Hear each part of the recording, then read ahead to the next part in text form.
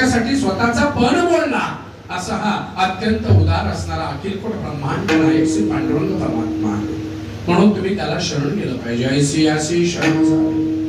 आणि तुमची शक्ती तिथे वाया नाही जाणार. शक्ती जीवेन वंची वाया घालवू नका.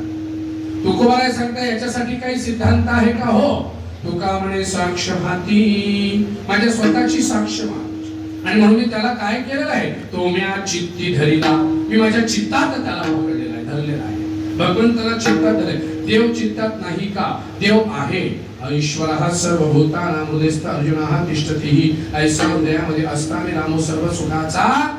सगळीकडे देव आहे. मग देव दिसत का नाही आणि वाटत का नाही? मग याच्यासाठीचं कार्य काय आहे? अभंग जसा वेळ मिळेल तसा सोडण्याचा प्रयत्न करतो महाराज. पण तत्पूर्वी सगळ्यांना विनंती करतो, जेव्हा जेव्हा भजन होईल आपण पवित्र अशा बाबांच्या दरबारात बसलेले आहात. अगदी निश्चिंतपणे हाताने टाळी वाजवायची, मुखाने चिंतन करायचं.